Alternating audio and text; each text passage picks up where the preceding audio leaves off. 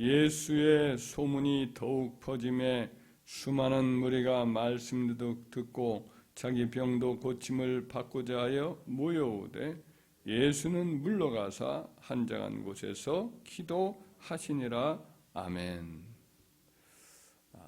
이 말씀 보면 예수님의 공적 사역이 본격화되니까 예수님께서 사람들이 끊임없이 이제 막 몰려들기 시작을 하는 거예요. 시도 때도 없이 예수님이 계신 곳을 알아내어서 사람들이 막 들이닥치는 거예요. 그것은 이제 병도 고치고 또 예수님에게 또 좀 진리의 말씀을 듣고자 하는 거죠. 사람들이 그 당시에 종교 지도자들이었던 바리새인들은 말씀을 전하면 생기가 없고 또 어떤 힘이 없고 그랬는데 틀에 박힌 채 그렇게 들렸는데 예수님 말씀은 아주 알아듣기 쉽고 또 오랫동안 찬상에 남는 비유의 말씀들도 많고 또 따르는 표적이 임하고 그래서 주의 말씀을 막 듣고자 하면 막 계속해서 갈급한 마음이 막 드는 거죠. 또 이제 자기의 병들이 있어요. 그때 이제 병들을 이 고침을 받는 놀라운 역사가 예수님에게 찾아오면 일어나곤 해요.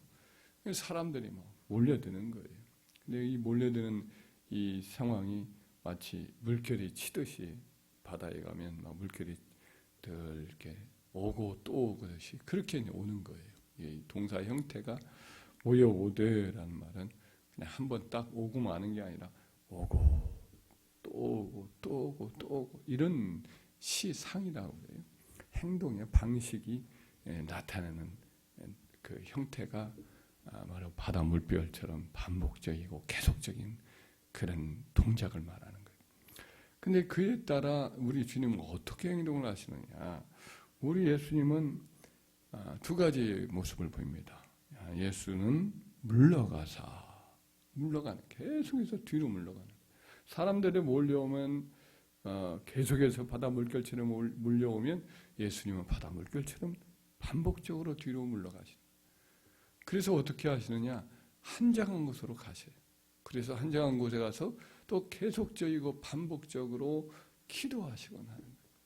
그러니까 지금 이 예수님의 그 생애 속에 계속적이고 끊임없는 그분의 집중하시는 사역이 뭐냐, 행동이 뭐냐, 기도 생활인 것을 볼 수가 있습니다. 끊임없이 틈만 나면 기도의 자리로 물러가는 거예요. 사람 없는 조용한 곳에 가서 예수님은 계속해서 엎드려 하나님과 교제하고 하나님께 기도하는 삶을 사는 거죠.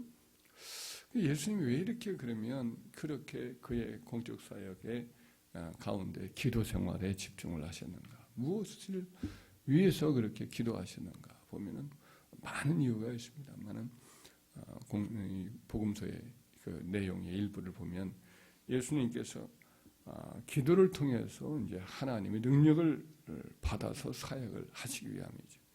오늘 본문의 말씀에 가르쳐야 되고 사람들이 몰려오면 병 고쳐달라고 예수님에게 하소연을 하니까 마치 그것은 샘에서 물을 계속해서 퍼내는 것과 같은 일을 예수님으로부터 능력이 나가야 되고 예수님에게 지혜를 늘 받아서 이렇게 해야 되는데 이렇게 사역이 바쁘고 또 사역이 무겁단 말이에요.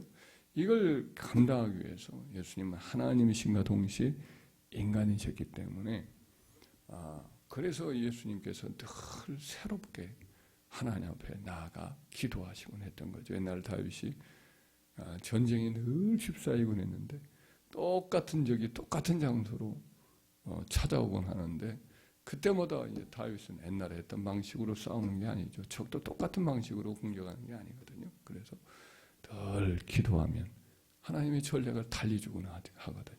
이렇게 했다가도 이번엔 마주 행하라. 이번엔 너희는 저쪽 돌아서 뒤에서 복병을 세워라. 이렇게 말씀을 달리주시거든요.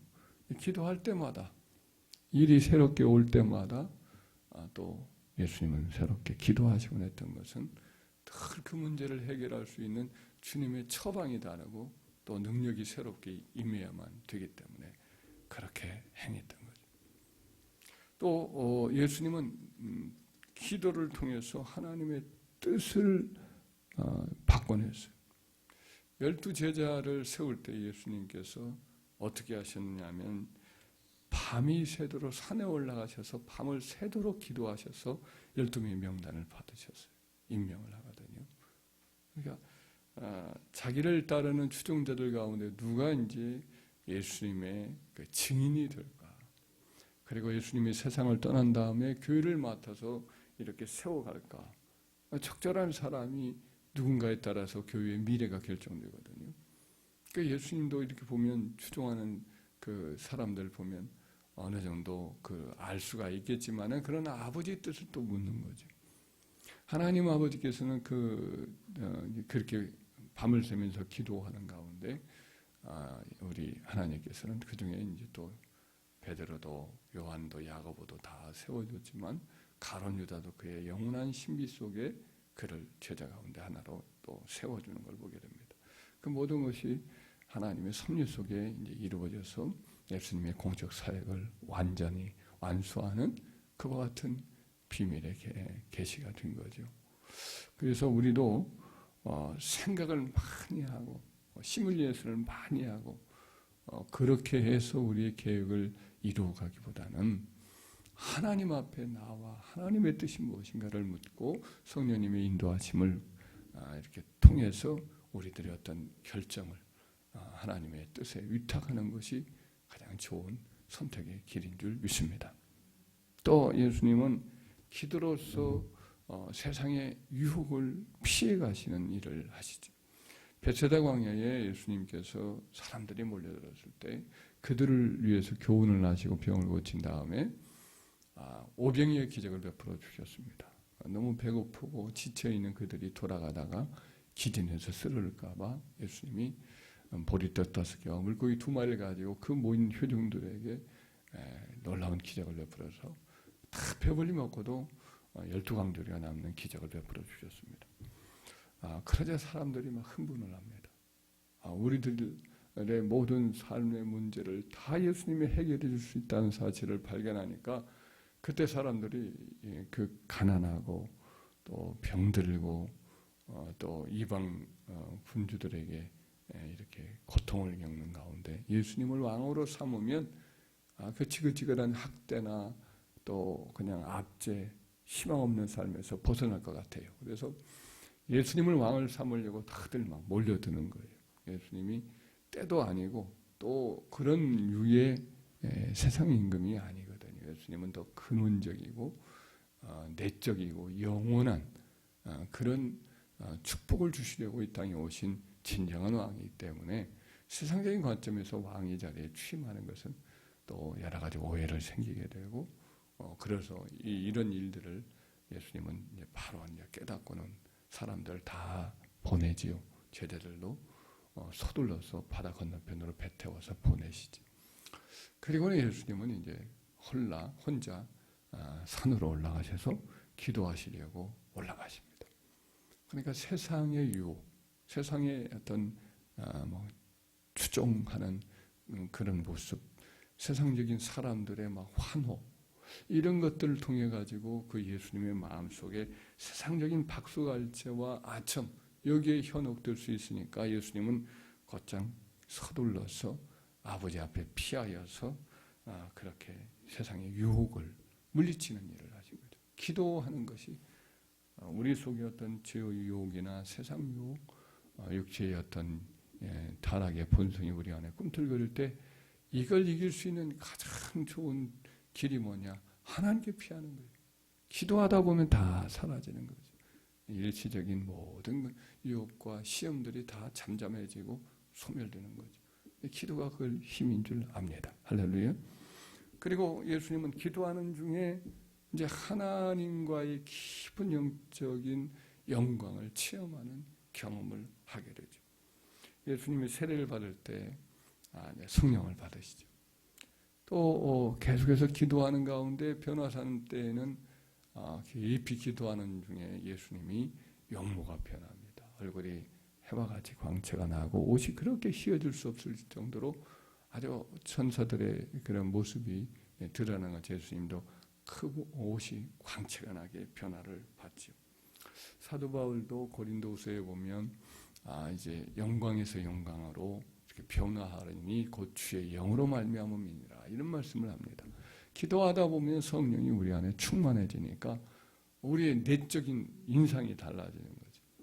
마음이 달라지는 거죠. 기도하기 전에는 우울하고 지치고 이렇게 했다가도 기도하다 보면 마음이 막 뜨거워지고 새로워지고 생동감이 넘쳐서 밝아지고 화창해지고 기쁨이 새로워지고 세상 근심, 염려, 여러 가지 찌든 것들이 우리 마음을 눌렸다가도 기도하다 보면 그런 것이 다 사라지고 밝아지고 하늘의 영광이 마음을 사로잡는 그런 은혜가 있는 거죠. 모세도 그랬죠. 모세도 성막에 가서 기도하다 보면 얼굴에 광채가 나서 사람들이 얼굴을 바라볼 수가 없어서 수건으로 얼굴을 가리잖아요.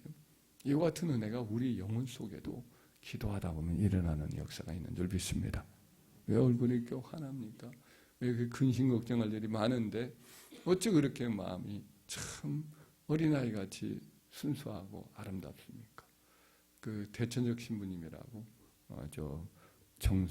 강원도 지역의 그 하삼일이라고 하는 곳에서 예수원이라는 곳을 경영했던 대천적 신부 아래 토레이 박사 3세인데 이분은 참 나이가 들었는데 얼굴이 그렇게 천진스러울 수가 없어요. 뭐 조영기 목사님이나 이분은 파킨슨 병에 의해서 연세가 드시니까 그냥 얼굴 표정이 변화가 없어요. 연세가 드시니까 보통 사람들이 나이가 들면 표정 변화가 없습니다. 그런데 이분은 그냥 어린아이 같은 웃음만 얼굴만 봐도 좀 귀하게 환해지고 은혜가 있어요. 우리가 기도 많이 하면 모세처럼 우리 주님처럼 바울처럼 얼굴이 어린아이가 순수함 그 활발함 이게 있을 줄 믿습니다. 할렐루야. 주님께 다 맡기고 사는 인생이 되면 우리가 근엄함도 있지만은 하나님께 맡긴 인생이 그렇게 무거운 세상과 지금 진진 사랑과 같이 그렇게 남아있지 않겠지. 그래서 우리가 그런 점에서 하나님의 영광, 저는 하나님 나라는 어린 아이와 같이 하나님 나라를 받드는 자가 들어간다 한 것처럼 그런 하나님의 영광을 가진 그와 같은 은혜가 우리 마음속에 우리 삶 속에 나타나는 역사가 있을 줄 믿습니다. 기도할 때 그런 은혜가 있겠죠. 기도할 때 우리 자신의 뜻을 쳐서 하나님께 복종하게 됩니다. 겟세마네 동산에서 십자가 고난을 앞두고 예수님은 아주 힘든 그런 갈등을 느끼죠. 무서운 심리적인 압박을 느낍니다. 자기의 자아는 십자가를 거부해요. 인간의 육신이 가지고 있기 때문에 십자가의 그 공포와 맞설 힘이 없습니다. 이겨낼 힘이 없어요. 그래서 십자가 외에 다른 길이 없을까라는 그런 어떤 마음의 저항감을 느낍니다. 이것을 쳐서 복종할 수 있는 길이 없어요. 근데 기도하면서 또 기도하고 또 기도하고 땀방울이 핏방울이 되도록 기도하면서 하나님의 아버지 앞에 은혜를 구했을 때에 그의 심령 속에 승리가 오고 또 세상에 또 어떤 두려움 십자가의 공포가 이 십자가의 그 무서운 저주가 그를 영혼을 또 압박할 때 또 엎드려 또 피땀 흘려 기도하고 또 피땀 흘려 기도하고 그랬더니 결국은 어때요? 완전한 승리가 오는 거죠. 우리 안에도 여러 가지 내적인 갈등이 있고 우리를 압박하는 그런 유혹이 있고 그러거든요. 그런데 이걸 이길 다른 방법이 없습니다. 하나님의 영광의 보좌에 나아가서 하나님의 뜻을 구하는 거죠. 내 뜻 버리고 주 뜻을 구하고 하나님의 뜻을 내 삶 속에 적용하기를 간절히 구할 때 비로소 우리 안에 참된 평화가 오고 하나님의 뜻에 내 삶을 완전히 던질 수 있는 결단이 이루어지는 거거든요. 기도할 때만이 가능한 거예요. 할렐루야. 또 마지막으로 하나를 더 본다면 예수님은 기도를 통해서 마귀를 물리치는 영적 방어 또 영적 공격의 힘을 강하게 얻게 되지요. 광야 시험 때에도 예수님이 마귀 시험을 기도를 통해서 준비하여 물리치시. 제자들을 밀가루로 흔드는 마귀의 공격을 막아주신 것도 예수님이 계속 기도함으로써 막아주셨어요. 사단이 너희를 밀가부타려고 너희를 청구하였으나 내가 너희 믿음이 떨어지지 않게 해서 기도하였노라 그러잖아요.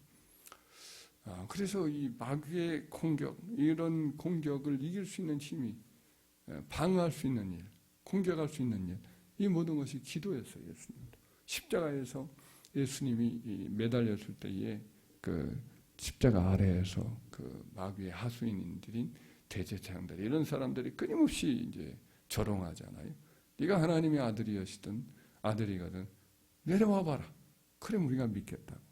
크게 조롱을 하고 깔깔거리고 이렇게 경멸하는 눈초리로 쳐다보고 침을 뱉고 자기들끼리 하하호호하고, 이 얼마나 모독적이고 얼마나 모욕적이고 참기 힘들겠어요. 그런데 우리 주님께서는 그들을 바라보면서 기도하시잖아요. 아버지, 저들이 자기 하는 일을 알지 못하니 용서해 주옵소서 하고는 기도하고 내 영혼을 아버지께 부탁하나이다. 계속해서 기도하시죠. 그래서 결국은 이 마귀의 강력하고 끈질긴 공격을 끝내 이기게 되고 우리를 위한 모든 영혼을 지키는 것도 늘 기도로서 이렇게 마귀로부터 우리를 지켜내 주시는 거죠. 마귀와 귀신들의 공격은 강력하고 끈질깁니다. 끊임없이 공격해 들어오는 거거든요. 이것을 막을 수 있는 가장 위대한 힘은 바로 기도에 있는 줄 믿습니다. 한 6가지 예수님이 기도하셨던 이유와 목적에 대해서 우리가 살펴보았습니다만, 더 많은 기도의 이유들을 가지고 예수님은 기도하셨음이 분명합니다. 우리의 삶 속에서도 끊임없는 이와 같은 기도의 이유가 있어요. 그래서 기도 생활에 우리가 집중해야 될 수많은 목적과 동기가 우리의 삶 속에 존재할 겁니다. 예수님은 끊임없이 그런 어떤 삶의 문제에 부딪혔을 때 기도의 자리로 물러가곤 또 물러가곤 했어요. 우리들도 그것이 생애 속에 늘 끊임없는 우리의 영적 습관이 되어야 할 줄 믿습니다. 그럴 때 주님이 그때그때마다 우리의 필요를 채워주고 우리를 도와주시고 지혜를 주시고 능력을 주셔서 하나님의 영광을 나타내고 맡겨진 사명을 감당하고 승리하게 해주실 줄 믿습니다.